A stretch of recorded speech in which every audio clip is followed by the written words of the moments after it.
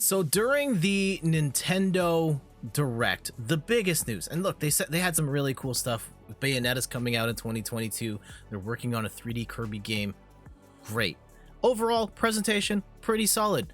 But the biggest news to come out of that Direct was information regarding the Super Mario movie being produced by Nintendo and Illumination Films or Illumination, the makers of the Minions and the Despicable Me.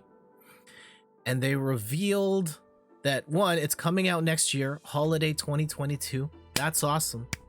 And two, they revealed the cast of this movie, and Steph and I were taken aback by the names that they chose.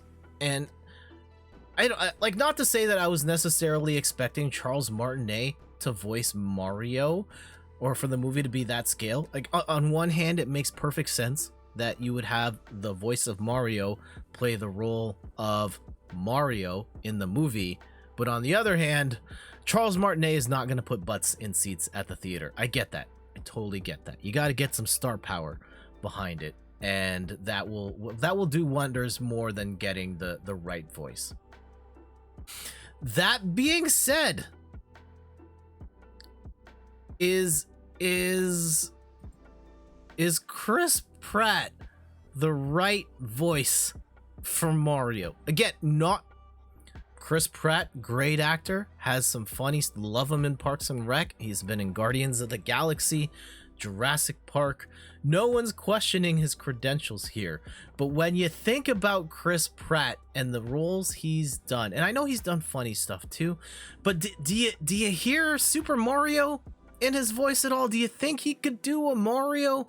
And it probably also means I don't know if Chris Pratt can do a close enough facsimile of the Mario voice, but it also kind of confirms, if you have someone of Chris Pratt's caliber playing the role, Mario's gonna talk a lot in this film. He doesn't really talk in the video games other than "Let's go" and "It's a me, Mario."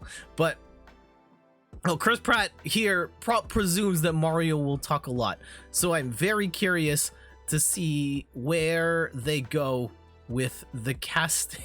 Like, how this ends up playing out. I think it's fascinating. I'm not necessarily saying it's bad or it's good. It's fascinating. Who else did they get here? So another one, Anya Taylor-Joy as Princess Peach. I think that she's an incredibly accomplished actor, and of course everyone loves her in Queen's Gambit. And as Princess Peach, yeah, totally fine. If anything, she might be a little overqualified for this role, but we'll take thumbs up. Good stuff. Then we also have Charlie Day as Luigi. From Always Sunny in Philadelphia. I think about him in Horrible Bosses, and again, I'm not quite sure. He has the voice of Luigi, but maybe the character and the anxiety, I can see it. I can see it.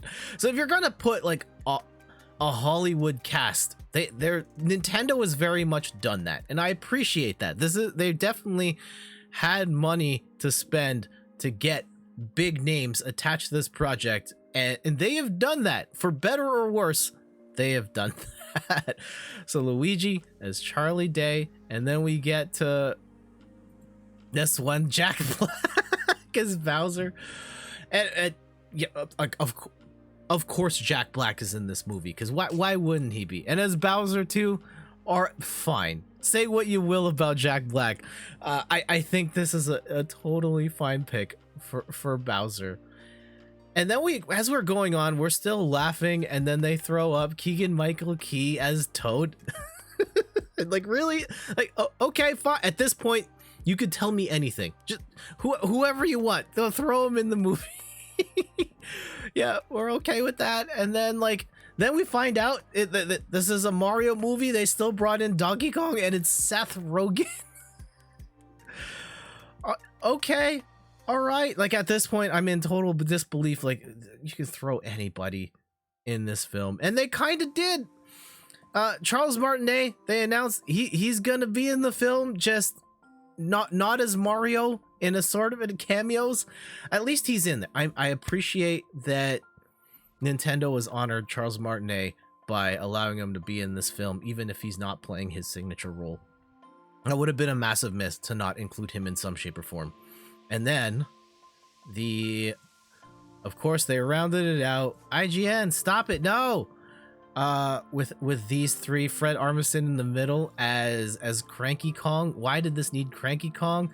And then, Spike from, I think that's Wrecking Crew, going way deep in there. And then unfortunately I cannot see his name, playing Kamek as well.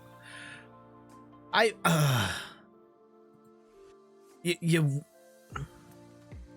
don't know. This feels like you wanted the Mario movie to be a big deal and be a big production, and based on the cast that they have picked, this is very much a big production. Have they picked the right people?